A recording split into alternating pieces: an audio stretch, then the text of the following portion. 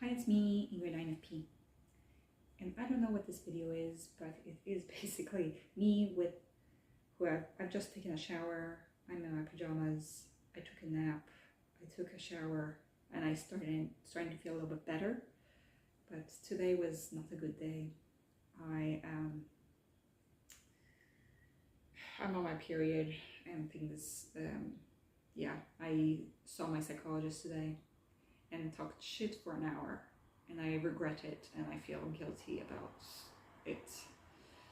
And maybe that's a problem in itself, but you know, I went to do something productive with my sessions with the psychologist, and instead I just vent a bunch of frustration instead of like actually trying to figure out things, you know? And so I've been very worried about my internal medicine placement. I'm not going to be talking too much more about it here on this channel. It's just that I feel like I'm not really listened to outside of talking to this psychologist. I thought that by venting to the psychologist I'd be feeling better. I don't. So I probably won't be feeling better venting about it here.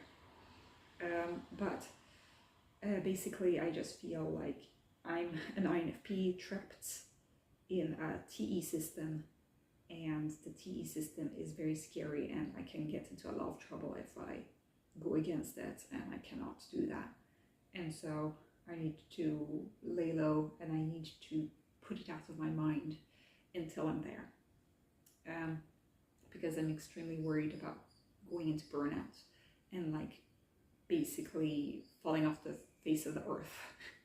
Like I'm not, you know, I try to think rationally about it. I try to think positively about it. I try to get out of the rumination. I try to not think about it at all. But sometimes I'm forced to think about it because I have to plan it, because, you know, I need to figure out how to organize my life in the autumn. But anytime I think about it, I just get extremely dysregulated and I can't do it. Because I feel like it's very unfair, I feel angry, frustrated, I feel really upset and sad and not good. So, I've been trying to distract myself now and not think about that. And so I talked to my parents about other things, and I don't know, now my parents say that they want me to maybe stay in a hotel, but I'm like, okay, well, if I'm staying in a hotel, are you guys going to pay for it? And they're like, I don't know. And it's like, I said, I'm fine, I can pay for the hotel, but like, you know, you could have told me this a little bit earlier. Also, like, you know, you can't just expect me to just have to adapt to whatever you guys are doing all the time. I need to also be able to decide things, because I'm an adult now. I can decide things. And maybe I wouldn't have taken so long time over there in France had I known about this problem, but okay. So, and then I start thinking like, oh wow, I'm being terribly ungrateful, and you know, I should be thankful for my life because I don't have like real problems.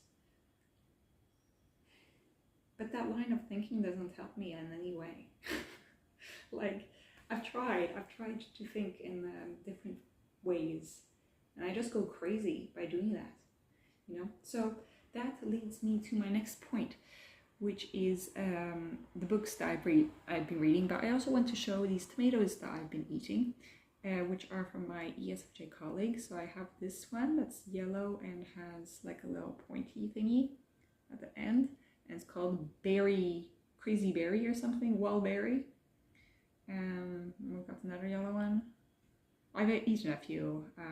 This one is kind of stripy, like a tiger. I think like it's called something like tiger.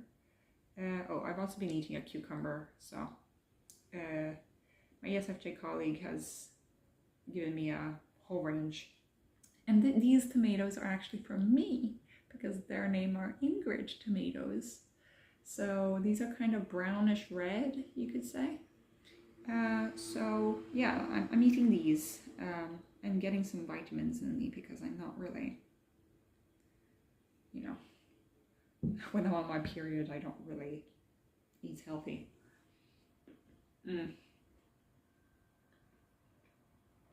But these are so good. I'm like, wow. So my ESFJ colleague, she has a whole greenhouse that's dedicated to just vegetables, and last year was basically only chili and tomatoes. She had like 100+ species of tomatoes. Now she's dialed down and tried to diversify a little bit, but I think that she always reverts back to tomatoes, because I think that she really likes growing them. But yeah, so I've been reading some books. I've been reading a book called Normal Woman by Philippa Gregory, something like that. And she's not a historian, but she writes books about history. She so this book is a chronological kind of history of women, all kinds of women. That's why it's called Normal Women. But it's from queens to like peasant girls to upper aristocracy women to shopkeeper women to women who went to work during World War I to Queen Elizabeth I and her focus on basically saying that she was a man in order to get respected. And yeah, it was a really interesting thing. It was interesting to know that in certain areas of history were actually more permissive in certain ways towards women than periods that were later on. This whole book is concentrated on Britain, except in the afterword where she kind of talks about other countries. But yeah, it was a very long book, quite repetitive, so I got quite bored. I only gave it 3 stars out of 5 on my Goodreads, because there was so much of the same thing, and just like a list of women did this, women did this, women did this, oh, this woman did this. And I'm like, I can't. I zoned out quite a few times during the audiobook. But the tidbits that I did get were quite interesting, and I don't think I would have gotten those pieces of information from anywhere else. So I would recommend this book.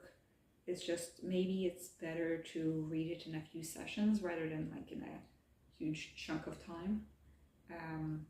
Maybe to have a physical copy, because the audiobook was really long and I kept forgetting what had happened before and stuff like that. So yeah. So that was a book that I read. If it's okay with you guys, if it's okay or if it's not okay, I'm going to be eating a bit of my cucumber. Now, the next book that I read was Notes from Underground by Dostoevsky, and it's a short book, and it was only like about 4.5 hours audiobook. I think that it was a really good book, and it goes into the psychology of basically a madman, or like, yeah, a guy who lives under the earth, basically. Well, metaphorically, in the metaphorical sense, but he basically is just insane inside. He's really clever, really smart, but he gets really cynical, and you start seeing how his perception of the world has been warped, and in the end, like, he just barely lives a life anymore because of his bad experiences in his youth. And he could be read, I mean, with our modern lens, he could be read as maybe autistic. Maybe he could be read as like, you know, sociopathic. It could be read in different ways. I don't know what MBTI type he would be, but I've been thinking maybe INFP or maybe INTP. I'm leaning towards INTP because he has such a big problem with FE, and there isn't much of a discussion against TE. I think that he's TI oriented, like he talks about how logic, and he talks about the dangers of wanting everything to be ruled by logic. But when he's talking about the dangers, he's talking more about TE, actually. Like he doesn't want that. However, he's so ruled by, you know, what's internally logical to him that he kind of misses out on the bigger picture of what's going on, I think. It's hard to explain this book. But yeah, basically he's sometimes despicable, sometimes he's a jerk. But sometimes you kind of relate to him scarily enough, or I do at least. I think that it's a good book for introverted intuitives in the MBTI, like INTPs, INTJs, INFPs, INFJs. I think that we are maybe the types that will understand the experience of the narrator the best, even though we are not that person. I think that as an INFP, I can really go into the dark depths of who I could be, but who I am not, you know? Like, I'm not a despicable person, or at least I hope not, but my perception of myself is I'm not a despicable person, okay? Sometimes in my worst of times I can like believe that I am, but like in the end I am not. But I can imagine myself in certain situations where I might become a despicable person, you know? It's only a possibility out of many possibilities. I can be all sorts of things. But I think that INFPs are more likely to have, like, dive into these different ideas, not like bulk at the idea of it from the get-go. You know, like I don't censor my thoughts in the same way as some people do. I don't know. So sometimes I will believe that I'm capable of the worst of things, you know, and I think that that's just a human nature inside all of us, but I think the INFPs are more attuned to that thing. So I would recommend that book, especially for people who liked The Stranger by Camus, The Metamorphosis by Kafka, and The Joker, the film. You know, I think, is the film called The Joker or Joker? I don't know. The one where, you know, it's focused on the Joker.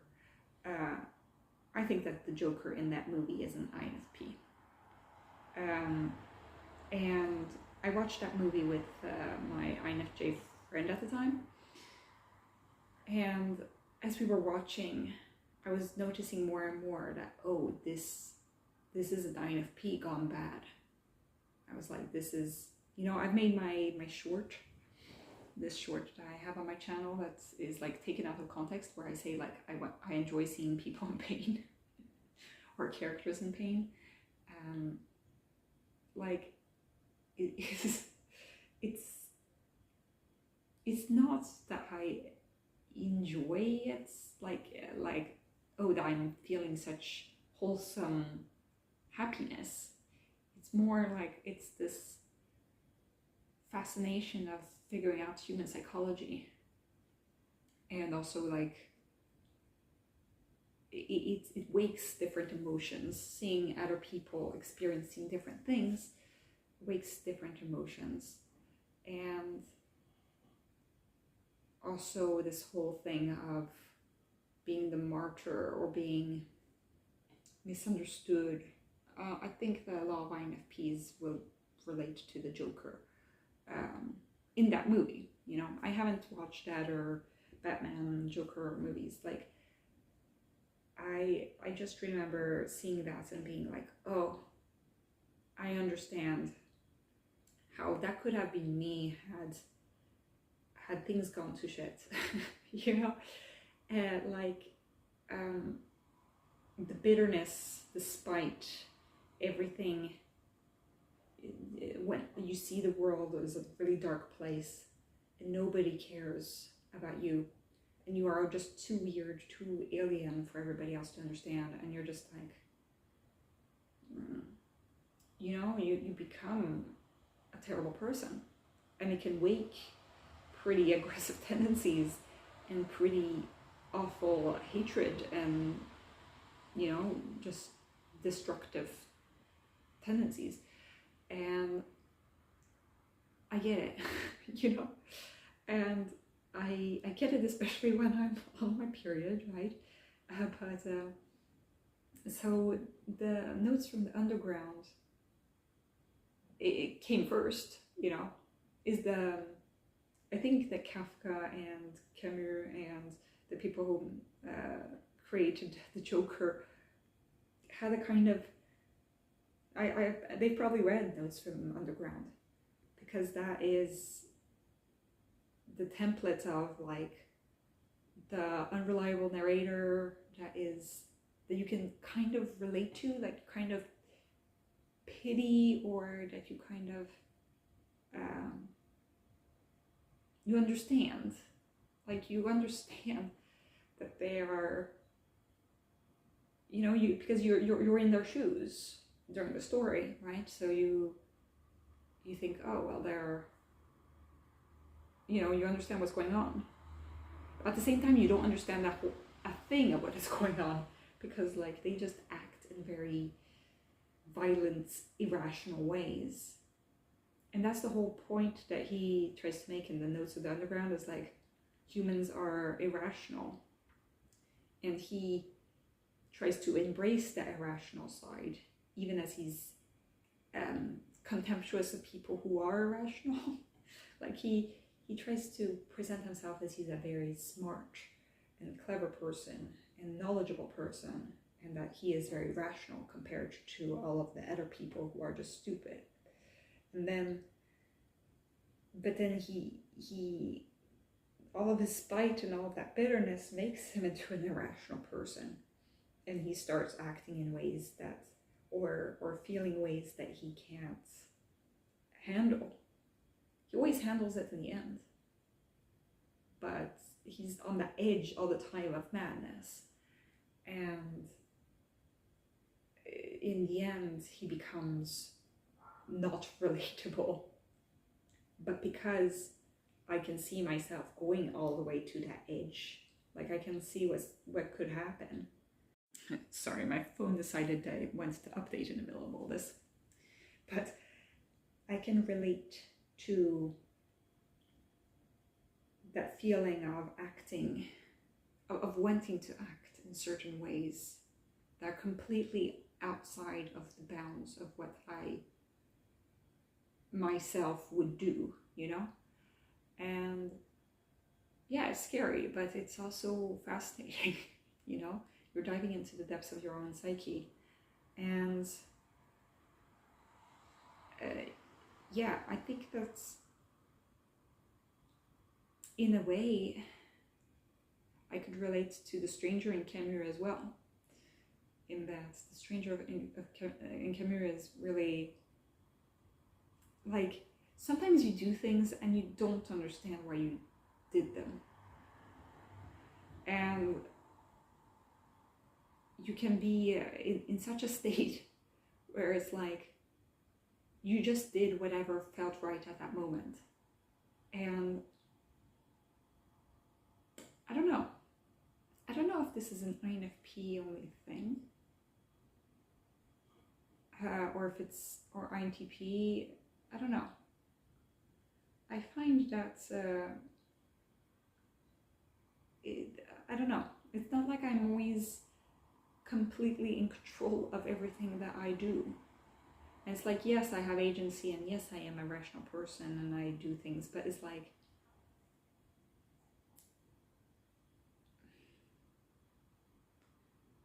we are only human after all, you know? We can all just like do crazy shit sometimes. And I know that other people can do crazy shit at times as well. And it's not an excuse, really, but sometimes things don't have an explanation. Sometimes you're just like, okay, well, then this happened, I guess. I'm like on the train of life and just things happening. And, yes, I need to take accountability if, I did something that hurt somebody else or something. Or, I can't blame others for things that happened to me that I have done to myself, But it's like, sometimes I think that we underestimate the amount of just like pure emotion that dictates everything that we do. And the narrator from Notes to the Underground talks about this, about how he believes in free will, but that's the whole point of free will, is that it has to be, that we can't be completely rational beings in order to have it.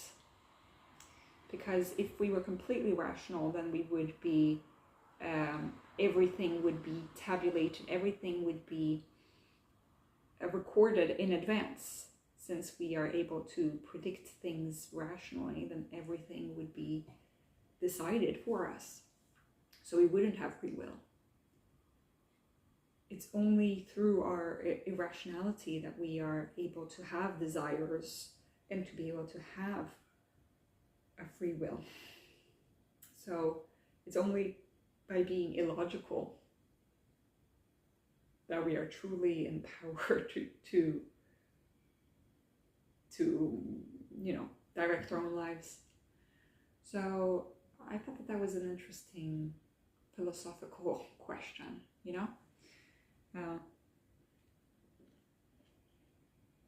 Ooh, that was a good one.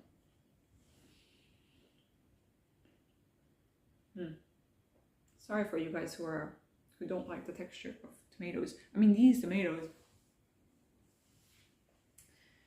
Oh, my brother hates tomatoes.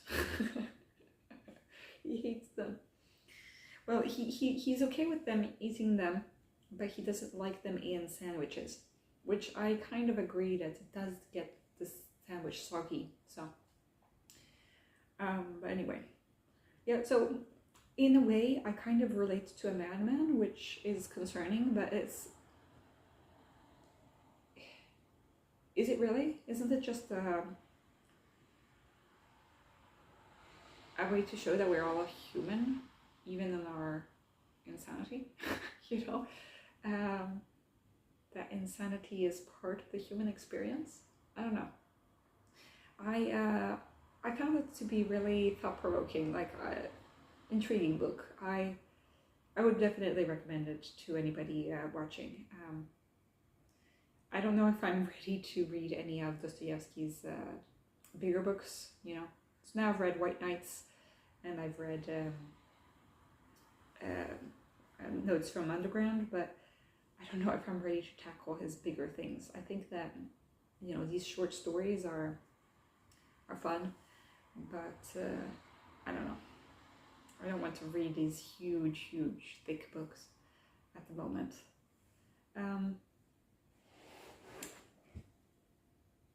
Okay, well, I just had to eat one of my Ingrid tomatoes.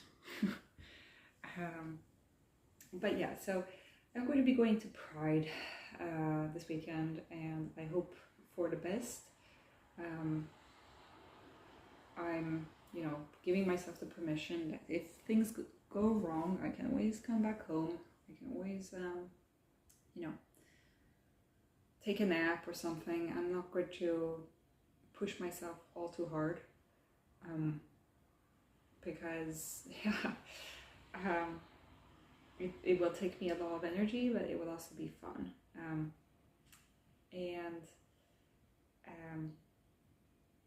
I'm going to be going there with my ISFJ friend, which will be nice because we haven't gone there together for many years.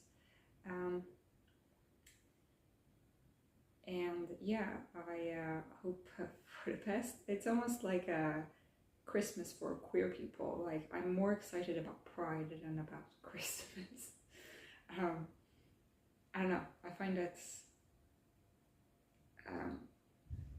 I don't know. I find it so festive in a more exciting way than other holidays. So yeah, I will keep eating these tomatoes and my cucumber. I hope that this video wasn't, you know, I don't know who watches these. I think that it's only the real ones who come to the book recommendation videos. I actually gain more followers by not posting than by posting, which maybe people are annoyed by me posting like once every 2 days. Like, maybe that's too much.